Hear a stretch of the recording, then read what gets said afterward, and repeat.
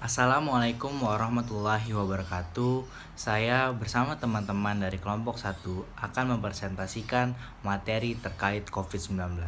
Pertama, izinkan saya memperkenalkan anggota dan tugas-tugasnya dari kelompok 1 ini.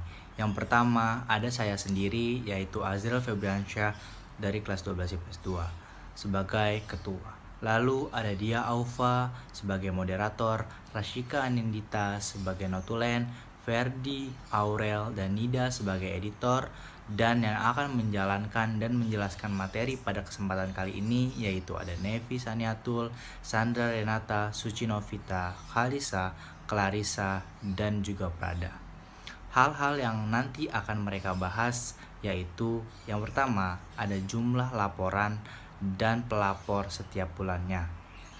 Lalu yang kedua, jumlah laporan berdasarkan status laporan, dan yang ketiga, jumlah laporan masuk per kanal. Yang keempat, jumlah laporan berdasarkan kategorinya. Yang kelima, jumlah laporan geotagging yang masuk ke tiap kelurahan, dan yang keenam, jumlah laporan geotagging per status dari 10 top kategori. Menjelaskannya lebih lanjut akan saya serahkan kepada teman-teman saya. Kurang lebihnya mohon maaf. Terima kasih. Yang pertama, ada jumlah laporan dan pelapor dibuat setiap bulan yang akan disampaikan oleh Nevi Saniatul. Jumlah laporan yang dibuat setiap bulan yaitu sebagai berikut. Di bulan Maret ada 808 laporan, di bulan April ada 3.225 laporan, di bulan Mei ada 2.081 laporan, di bulan Juni ada 842 laporan, di bulan Juli ada 678 laporan, di bulan Agustus ada 825 laporan, di bulan September ada 2.694 laporan, dan di bulan Oktober ada 1.165 laporan. Dan jumlah pelapor setiap bulan yaitu sebagai berikut. Di bulan Maret ada 622 pelapor, di bulan April ada 2.321 pelapor, di bulan Mei ada 1.474 pelapor, di bulan Juni ada 662 pelapor, di bulan Juli ada 520 pelapor, di bulan Agustus ada 595 pelapor, di bulan September ada 1.713 pelapor, dan di bulan Oktober ada 720 pelapor. Dan dari diagram batang yang berisi jumlah laporan yang dibuat setiap bulan serta jumlah pelapor setiap bulan, jumlah yang paling tinggi yaitu terjadi pada bulan April, di mana ada sejumlah 3.225 laporan dan 2.321 pelapor. Dikutip dari kompas.com bahwa dalam rangka pencegahan penyebaran COVID-19 di DKI Jakarta, pemerintah Provinsi DKI Jakarta mengeluarkan kebijakan pelaksanaan pembatasan sosial berskala besar atau PSBB, yaitu melalui Peraturan Gubernur Nomor 33 Tahun 2020. Laporan tertinggi yang terjadi di bulan April ini disebabkan oleh PSBB tahap pertama yang dimulai dari tanggal 10 April 2020 hingga 23 April 2020. Yang mana hal tersebut termasuk salah satu dampak dari pandemi virus corona yang menyebabkan perekonomian menjadi semakin buruk, sehingga menyebabkan sebagian masyarakat kehilangan mata pencahariannya dan tidak dapat memenuhi kebutuhan hidupnya. Sehingga hal ini menyebabkan mereka terpaksa melakukan hal-hal yang melanggar hukum atau tindak kriminalitas yang mengganggu ketentraman masyarakat. Nah, untuk mengatasi hal tersebut, dikutip dari tribunwow.com, pihak kepolisian telah melakukan penanganan secara preventif seperti memberi imbauan pada masyarakat, serta polisi telah melakukan patroli gabungan berskala besar bersama TNI dan memberi edukasi pada masyarakat. Penindakan secara hukum juga diberlakukan pada mereka yang melanggar. Hal ini sebagai upaya terakhir setelah upaya pencegahan tidak diindahkan. Polri menyatakan kesiapannya untuk menjaga keamanan dan ketertiban masyarakat. Untuk itu, Polri telah memberikan lebih dari 600.000 paket bantuan bagi masyarakat terdampak pandemi. Seluruh jajaran Polda di 34 provinsi bersama TNI juga telah membuka dapur umum untuk masyarakat yang membutuhkan. Hal ini sebagai bentuk tindakan preventif guna membantu masyarakat sehingga tidak ada niatan untuk melakukan tindak kriminal demi memenuhi kebutuhan sehari-harinya. Yang kedua, ada jumlah laporan berdasarkan status laporan yang akan disampaikan oleh Khalisa Dwi. Kali ini saya akan memaparkan diagram jumlah laporan berdasarkan status laporan. Dalam diagram lingkaran tersebut bahwa 98,2% atau 19.028 laporan yang diterima dalam status komplit atau selesai. Lalu 1,1% atau 138 laporan yang diterima dalam status sedang dikoordinasikan oleh pemerintah setempat. Lalu ada 0,6% atau 69 laporan yang diterima dalam status wait atau menunggu, dan 0,1% atau 7 laporan dalam status in progress. Maka kesimpulannya adalah ada 12.318 laporan yang diterima dalam jangka waktu beberapa bulan ini, dan hampir semua laporan sudah dengan status komplit atau selesai. Namun laporan yang belum selesai sudah diterima tetapi sedang ditangani oleh pemerintah setempat. Yang ketiga, ada jumlah laporan masuk per kanal yang akan disampaikan oleh Sandra Renata. Jumlah laporan masuk per kanal.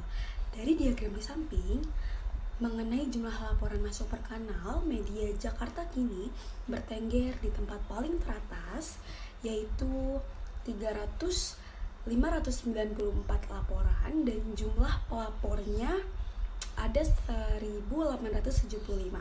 Di urutan kedua ada jumlah laporan by Twitter dengan 1.949 laporan dan 1.564 pelapor. Di urutan ketiga ada jumlah laporan lewat email dengan 1.733 laporan dan 1.386 pelapor. Di urutan keempat ada jumlah laporan lewat Clue dengan 1.434 laporan dan 806 pelapor.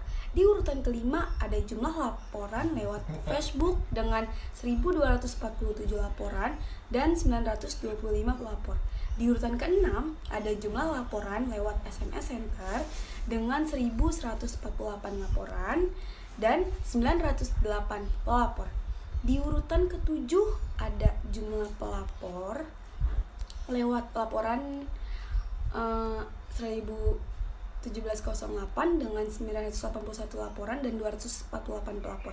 Di urutan ke-8 ada jumlah lewat Twitter Gubernur dengan 162 laporan dan 152 pelapor. Di urutan selanjutnya yaitu ada jumlah laporan lewat Balai Warga dengan 69 laporan dan 61 pelapor. Yang terendah yaitu dari Facebook Gubernur dengan 1 laporan dan 1 pelapor. Kesimpulan tersebut menurut saya melalui media Jakarta kini terbukti menjadi yang terfavorit sebagian besar masyarakat Jakarta. Ini tercermin dari diagram di samping mengenai jumlah laporan masuk per kanal. Yang keempat, ada jumlah laporan berdasarkan kategori yang akan disampaikan oleh Suci Novita. Jumlah laporan berdasarkan kategori 10 peringkat teratas. Yang pertama ada gangguan ketentraman dan ketertiban hingga 4.697 laporan yang diterima. Yang kedua bantuan sosial hingga 1.515 laporan.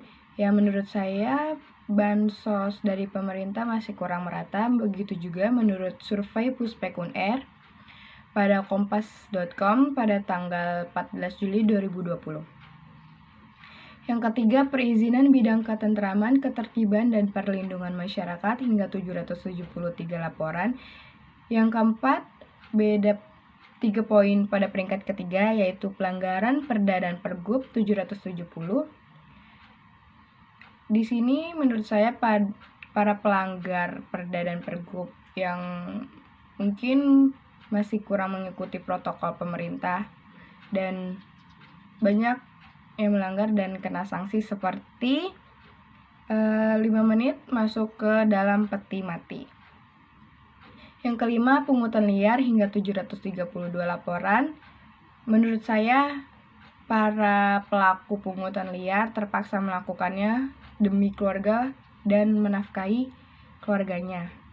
Mungkin para pelakunya seperti para PHK, para pedagang yang tempatnya diisolasi sementara, dan para pengangguran. Yang keenam, hubungan pekerja atau pengusaha hingga 647 laporan. Yang ketujuh, pendataan kesehatan hingga 378 laporan. Yang ke-8, fasilitas sosial dan fasilitas umum hingga 196 laporan. Kesembilan ada fasilitas kesehatan swasta atau negeri hingga 140 laporan. Yang terakhir, peringkat 10 ada parkir liar hingga 126 laporan. Kesimpulan menurut saya, semua bidang yang terdapat COVID-19 terdapat pada sektor sosial, ekonomi, dan kesehatan dan lain-lain. Semuanya ada dampak positif dan negatif, tetapi banyak negatifnya. Dan menurut saya banyak pelanggar pada Perda dan Pergub, dan para pelanggar semua lini sektor. Faktor utamanya adalah manusia yang susah diatur atau tidak mematuhi peraturan. Saya pernah dengar semakin dilarang malah dilakukan. Yang itu yang sedang terjadi di Indonesia, para manusia, pada warga-warga Indonesia. Sekian laporan yang saya bacakan pada hari ini. Dilanjutkan oleh teman saya. Terima kasih. Yang kelima, ada jumlah laporan geotagging yang masuk ke tiap kelurahan yang akan disampaikan oleh Prada Regi. Jumlah laporan geotagging per status dari top 10 kategori. Yang pertama itu ada gangguan ketentraman dan ketertiban. Yang kedua itu ada pungutan liar. Yang ketiga itu ada perizinan bidang ketentraman, ketertiban, dan perlindungan masyarakat. Yang keempat itu ada bantuan sosial. Yang kelima itu ada pelanggaran Perda atau Pergub. Yang keenam ada fasilitas sosial dan umum. Yang ketujuh itu ada parkir liar. Yang kedelapan lokasi binaan dan lokasi sementara. Yang ke-9 komunikasi pemerintah. Yang ke-10 ada hubungan pekerja dan pengusaha. Di sini juga ada 5 laporan kelurahan penerima COVID tertinggi. Di urutan pertama itu ada Jagakarsa, itu 90. Yang kedua itu ada Rawamangun, 85. Yang ketiga itu ada Sunterjaya, yaitu 65. Yang keempat itu ada Tanjung Duren Utara, yaitu 64. Dan Sunter Agung, 61. 5 laporan kelurahan penerima COVID terendah. Di urutan pertama itu ada Guntur, yaitu 1. Yang kedua itu ada Pondok Ranggon, 2. Yang ketiga itu ada Cikoko, 2. Yang keempat ada Rawabadak, 2. Dan yang kelima itu ada Rawa Barat, itu 3.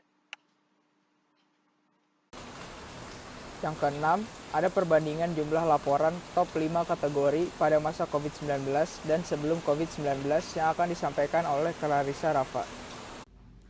Perbandingan jumlah laporan top 5 kategori pada masa COVID-19 dan sebelum COVID-19. Untuk laporan gangguan ketentraman dan ketertiban yang terendah yaitu pada bulan Februari 2020 dan yang tertinggi pada bulan September 2020. Lalu laporan bantuan sosial yang terendah yaitu pada bulan Desember 2019 dan yang tertinggi pada bulan Mei 2020. Selanjutnya, laporan hubungan pekerja pengusaha yang terendah yaitu Februari 2020 dan yang tertinggi April 2020. Berdasarkan diagram batang, perbandingan jumlah laporan top 5 kategori pada masa COVID-19 dan sebelum COVID-19, laporan hubungan pekerja pengusaha tertinggi yaitu bulan April 2020. Karena pada saat itu pemerintah menetapkan PSBB total yang pertama kali dan mengakibatkan banyak sektor usaha yang mengalami kerugian sehingga berujung menjadi banyaknya PHK. Lalu laporan bantuan sosial tertinggi yaitu pada bulan Mei 2020. Karena banyaknya PHK massal pada saat itu, maka banyak bantuan sosial yang diberikan kepada masyarakat. Dan laporan gangguan ketentraman dan ketertiban yang tertinggi yaitu pada bulan September 2020, di mana pemerintah menetapkan PSBB total yang kedua kalinya, namun masyarakat banyak yang melanggar peraturan karena sudah jenuh dengan pandemi yang tidak kunjung selesai. Sedangkan laporan terendah yaitu kebanyakan pada Desember 2019 sampai Februari 2020, tahun sebelum pandemi COVID-19. Jadi disimpulkan bahwa pandemi COVID-19 sangat berpengaruh terhadap laporan-laporan tersebut. Yang terakhir, ada kesimpulan yang akan disampaikan oleh Rashika Nandita. Saya sebagai notulensi akan membacakan setiap kesimpulan dari PowerPoint yang sudah ditampilkan sebelumnya. Yang pertama ada jumlah laporan dan pelapor setiap bulannya.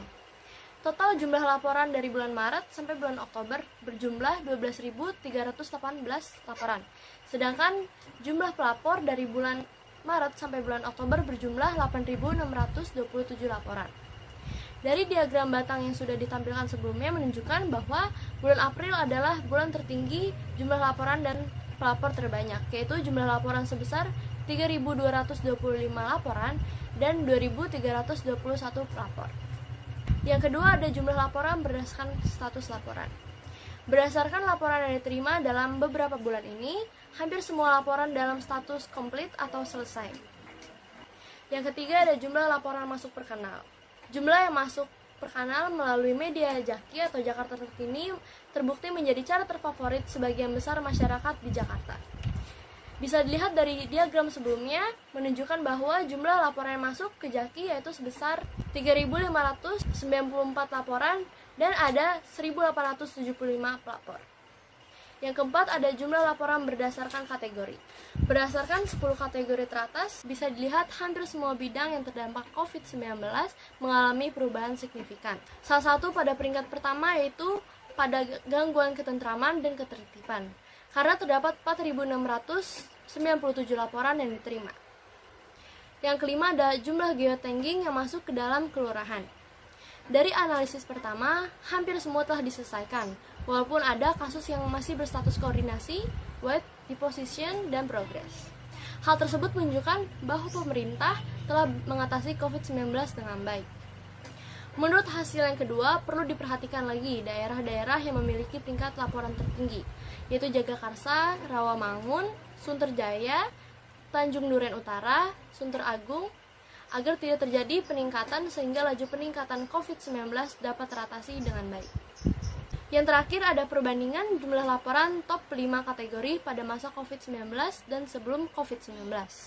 Berdasarkan diagram batang, perbandingan jumlah top 5 kategori teratas pada masa COVID-19 dan sebelum COVID-19, laporan hubungan pekerja pengusaha tertinggi yaitu pada bulan April 2020. Karena pada saat itu pemerintah menetapkan PSBB total yang menyebabkan banyak perusahaan yang memecat atau mempekerjakan karyawannya di rumah. Lalu laporan bantuan sosial tertinggi yaitu pada bulan Mei 2020. Karena pada saat itu banyak PHK massal yang menyebabkan banyak bantuan sosial dari pemerintah diturunkan. Dan laporan gangguan ketentraman dan ketertiban paling tinggi yaitu pada bulan September 2020. Karena pada saat itu COVID-19 belum meredah dan masyarakat sudah mulai jenuh di rumah. Kemudian masyarakat keluar tanpa mematuhi protokol kesehatan. Jadi disimpulkan bahwa COVID-19 sangat berpengaruh terhadap laporan-laporan tersebut. Itulah beberapa kesimpulan dari presentasi yang sudah dibacakan sebelumnya. Kita tutup dengan doa, semoga kedepannya lebih baik lagi dan semoga COVID-19 ini cepat berakhir. Terima kasih. Wassalamualaikum warahmatullahi wabarakatuh.